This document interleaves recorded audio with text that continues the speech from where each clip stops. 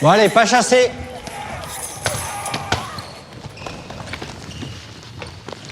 Tu regardes quoi, là? C'est une série, ça, mon frère. Oh là là, c'est gore.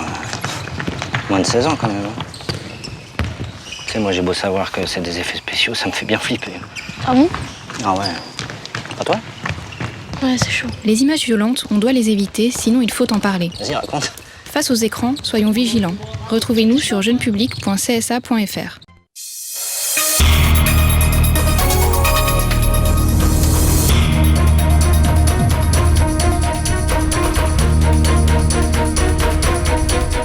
À la une, le président de la collectivité ne signe pas le pacte d'avenir tant qu'il ne répond pas aux besoins en Guyane. Il a adressé un long courrier au gouvernement. Ses propositions, cession du foncier aux collectivités, de nouveaux collèges et lycées et une taxe sur le spatial, le point à suivre. Dans l'actualité également, les œufs se font de plus en plus rares dans les grandes surfaces et sur les étals des marchés. La faute à une saison particulièrement rude, une saison sèche particulièrement rude selon les producteurs. Une grande enseigne de Matoury a notamment vu ses livraisons chuter de 20% ces dernières semaines. Et puis, un séminaire des professionnels du tourisme s'est tenu ce matin à la CTG, l'occasion d'un état des lieux des difficultés du secteur en Guyane. Objectif commun, tripler le nombre d'emplois à l'horizon 2024. Bonsoir à tous, merci d'être avec nous ce jeudi 1er décembre, 29e journée mondiale de lutte contre le sida. L'occasion de souligner quelques chiffres alarmants en Guyane, département toujours le plus touché par l'épidémie. Actuellement, 2500 malades sont suivis pour le VIH en Guyane. Chaque année, ce sont près de 200 nouveaux cas qui sont recensés, 10 fois plus que dans l'Hexagone, tandis qu'environ 800 personnes ignorent qu'elles portent le virus. Je vous le disais, Rodolphe Alexandre persiste, il ne signera pas le pacte d'avenir. Il s'est fendu d'un courrier adressé à l'Élysée lundi, une missive de 4 pages pour réclamer un engagement fort de l'État sur le foncier et pour les financements de grands projets, de nouveaux collèges et lycées, le doublement des lignes à haute tension ou encore des constructions de routes dans l'intérieur du territoire. Le point sur ces propositions avec Jonathan Lariot. C'est dans cette lettre adressée le lundi 28 novembre au président de la République que Rodolphe Alexandre pointe du doigt son désaccord quant au contenu du pacte d'avenir. Dans un discours qui rappelle les engagements pris par le président, Rodolphe Alexandre se voit déçu du contenu de cette signature tant attendue. Il fait savoir son avis négatif sur cette version du pacte. Dans ce même courrier, le président de la CTG énumère certains points essentiels et non négociables pour la signature du pacte d'avenir, entre autres la cession de 200 000 hectares de foncier aux collectivités de Guyane, le cofinancement de 75% des études de la route du fleuve, la sécurisation de l'approvisionnement énergétique sur l'ensemble du littoral guyanais par le doublement d'une ligne haute tension de Saint-Georges de l'Oyapock à Apatou.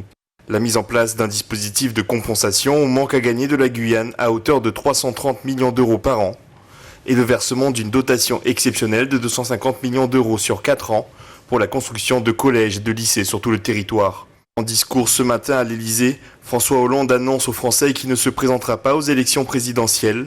À 6 mois de celle-ci et donc de la mise en place d'un nouveau chef de l'État, le pacte d'avenir pourrait très vite devenir un doux rêve. On poursuit avec cette nouvelle gouvernance présentée ce matin par le recteur de l'Académie. Une nouvelle équipe pour tenter de dépoussiérer le fonctionnement du rectorat. Sa méthode, favoriser l'interconnexion ainsi qu'un meilleur suivi de chaque établissement scolaire. Programme présenté aux médias. On écoute Youssouphi Touré au micro de Jonathan Lariot. Les outils opérationnels, c'est ça que ça va changer. L'interconnexion ne se décrète pas, il faut la faire au quotidien. Des personnes qui ont en charge, par exemple, au collège qu'on a été voir Paul Jean-Louis, pour ne pas le citer, il y a la difficulté de suivi. Normalement, c'est la région, mais ça ne suit la collectivité. Il ne faut pas qu'on se rende compte par le sommet, le recteur, le vice-président. Il y a des personnes qu'on a mis là-bas pour qu'on sache au contenu tout ce qui se passe tout le temps, d'alerter en amont. Donc c'est la nouvelle gouvernance, le fait de dire que l'académie est sur tout le territoire. Il faut qu'on mette des outils de pilotage opérationnel. Donc la nouveauté, c'est le fait de nouveaux pilotage opérationnel. La deuxième nouveauté, elle est structurelle. Tous les rectorats ont un DAZEN, des responsables administratifs, pédagogiques. On n'a pas des responsables de l'interconnexion avec les collectivités en tant que contenu. On va faire ça de manière opérationnelle avec un tableau de bord. Un tableau de bord. Donc quand on dit nouvelle, c'est dans ce sens-là. Ce n'est pas simplement la mission qui a changé, c'est la façon de piloter la mission qui a changé.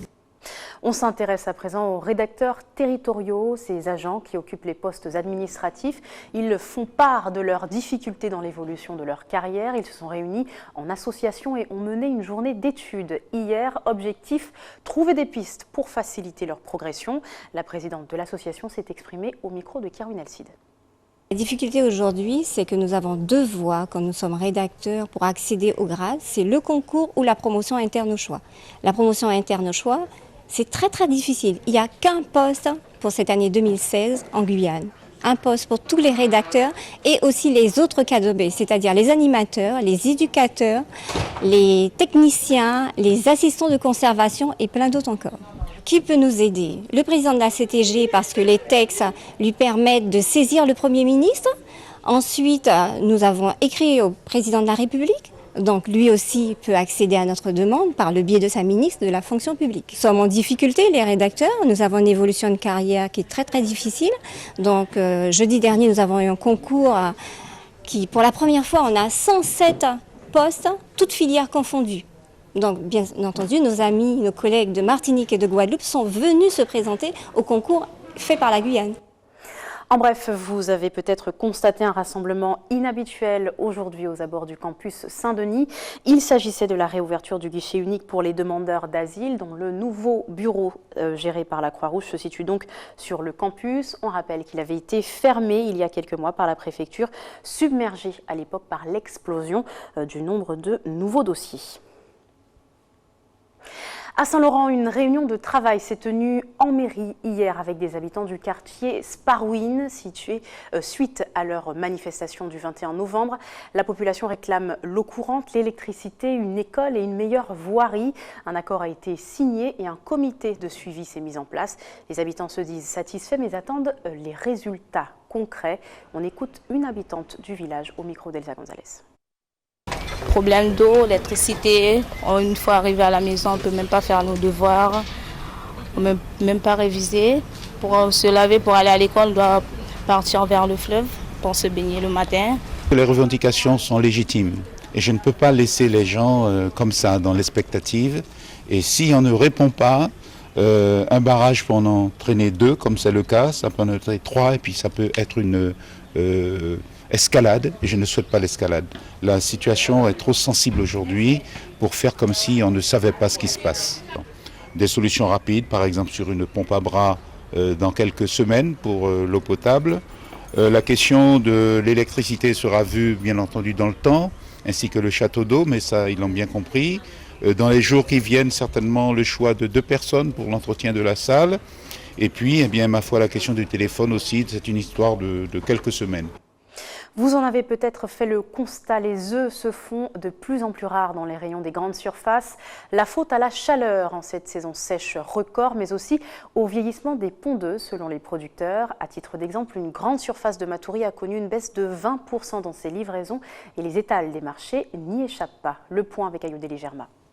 Vérification de la liste des courses avec cette cliente. De l'avocat, du parmesan,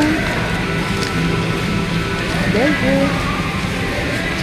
Pour les autres ingrédients, rien à dire, mais pour les œufs, elle en prendra 12 au lieu de 6, par peur d'en manquer. Au marché de Rénier-Montjoly, cette commerçante a vendu ses plateaux d'œufs plus vite que d'habitude. Il fait chaud, on n'est pas beaucoup. C'est pas pourquoi. On n'est pas prêt. Il y a trop chaud. Scénario similaire dans cette grande surface, la quantité d'œufs livrés a chuté de 20%, soit 15 000 œufs de moins le mois dernier. Une tendance à la baisse observée depuis fin août. Plusieurs raisons. Les fournisseurs nous parlent d'effet de la chaleur qui aura un impact du coup sur leur cheptel de poules. Et puis ils ont aussi des petits problèmes en interne qui font qu'ils ont dû réduire leur cheptel.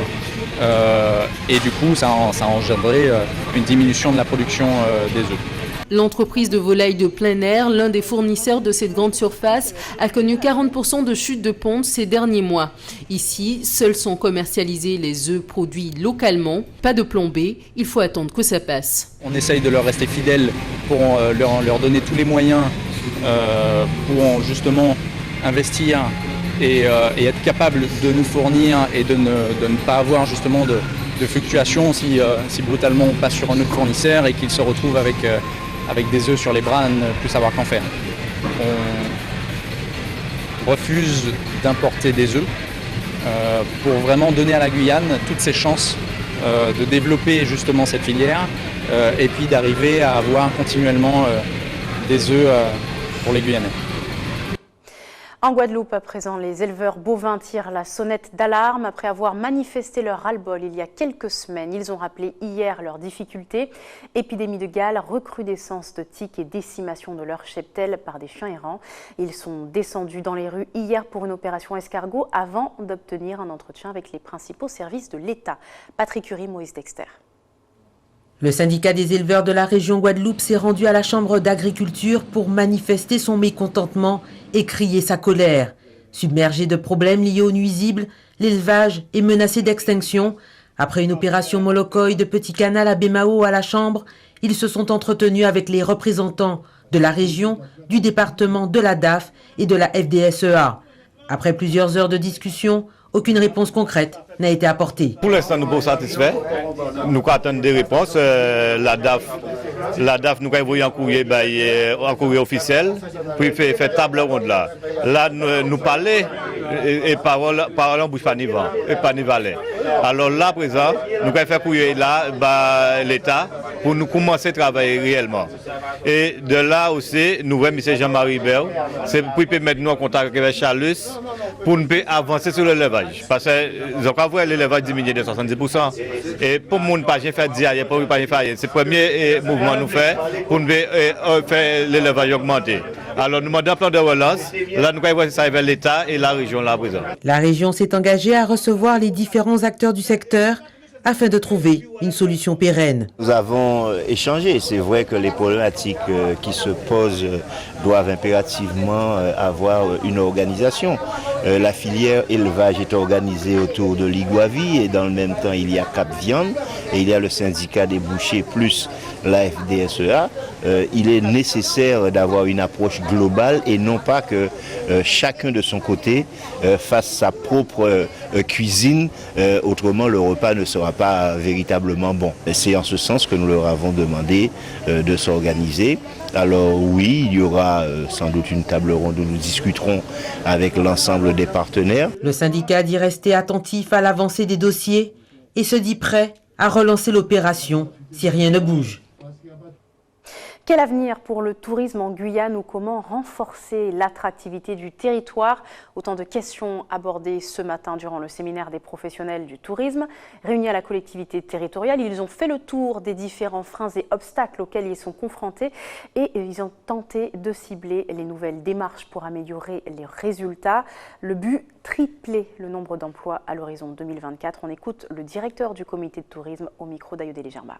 La difficulté de l'économie touristique, elle repose vraiment sur une multitude de facteurs. Alors, il y a la question de l'aérien, mais il y a la question des aménagements. Effectivement, quand on parle d'aménagement, c'est vrai d'accessibilité. Voilà, il y a des questions de promotion, de capacité à promotion, parce que quand on veut faire du tourisme, il faut être capable de vendre le pays, mais la promotion est quelque chose qui est relativement onéreuse. Donc aujourd'hui, plusieurs freins sont identifiés. Des questions de formation, les professionnels là ont fait remonter vraiment la nécessité d'une école hôtelière en Guyane.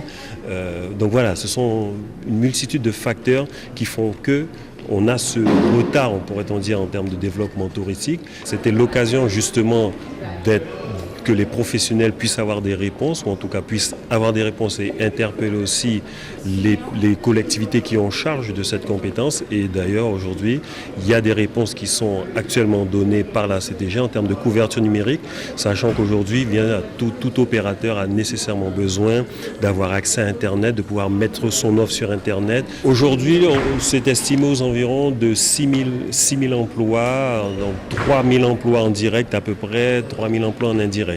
Et justement, le schéma régional de développement du tourisme qui a été adopté en 2013 veut viser de tripler cette offre-là à horizon 2024. Donc on espère voir. Donc l'idée, c'est de doubler les arrivées touristiques sur la Guyane avec un effet multiplicateur sur les emplois de 9 000 emplois à horizon 2024. Tout autre chose pour finir, vous êtes nombreux à prendre de l'avance pour les achats des cadeaux de Noël. Certains optent pour la dernière minute afin de profiter des meilleures offres. Mais quelles sont les tendances cette année? Bijoux, produits high-tech ou chocolat? En Guadeloupe, Linda Kayarsi s'est penchée sur les produits les plus populaires. Regardez. Le bijou reste une valeur sûre pour Noël. Un cadeau exceptionnel qui perdure dans le temps. Le bijou, effectivement, est toujours le cadeau par excellence pour la fête de Noël. Et maintenant, de plus en plus, les bijoux en argent et en acier deviennent une belle alternative aux bijoux en or. Donc, surtout pour les clients qui auraient un panier moyen. Donc, voilà. Et la montre aussi devient un cadeau de plus en plus prisé pour les hommes. Une montre qui se veut désormais connectée. Un bon compromis pour les fans de nouvelles technologies. Le relais de notre smartphone à notre poignet aura sa place sous le sapin. On a tous un téléphone, donc il sonne, on ne peut pas répondre, on veut lire nos messages pendant qu'on est au boulot ou en coin. Donc on la prend. Dessus, on a la possibilité de décrocher, d'envoyer les messages, de lire, parfois même de faire des photos. Donc pour moi, c'est vraiment l'outil à avoir. Enfin, le présent de choix qui se prête à mille et une occasions, et notamment à Noël, le chocolat, une idée cadeau pour se faire plaisir ou pour le plaisir d'offrir. Ça se déguste, ça s'offre bien sûr. Oui. Il y a beaucoup de personnes qui viennent au long de l'année pour déguster des bons chocolats. Ils achètent, je suppose, pour eux, et pour offrir aussi. Mais en période de Noël, oui, ils offrent du chocolat. Donc il y a ce que vous appelez des coffrets, moi je vais appeler plutôt ça des ballotins ou des écrins, suivant les boîtes. Vous allez pouvoir voir dans la boutique. Et ces ballotins, ces écrins de chocolat, ils sont garnis de bonbons de chocolat. Donc il y a toute une gamme, il y a plus de 25 sortes de bonbons de chocolat. Le compte à rebours des courses aux achats de Noël est lancé. Ainsi s'achève votre journal. Je vous rappelle les principaux titres développés. Le président de la collectivité ne signe pas le pacte d'avenir tant qu'il ne répond pas aux besoins en Guyane. Il a adressé un long courrier au gouvernement. Ses propositions, cession du foncier aux collectivités, de nouveaux collèges et lycées et une taxe sur le spatial. Les œufs se font de plus en plus rares dans les grandes surfaces et sur les étals des marchés. La faute à une saison sèche particulièrement rude selon les producteurs. Une grande enseigne de Matoury a notamment vu ses livraisons chuter de 20%. Et puis un séminaire des professionnels du tourisme s'est tenu ce matin à la CTG, l'occasion d'un état des lieux des difficultés du secteur en Guyane. Un objectif commun, tripler le nombre d'emplois à l'horizon 2024. Merci de nous avoir suivis. Restez avec nous dans quelques instants, le journal de TF1, puis vos programmes continuent sur votre antenne à Télé Guyane. Très bonne soirée à vous, à demain.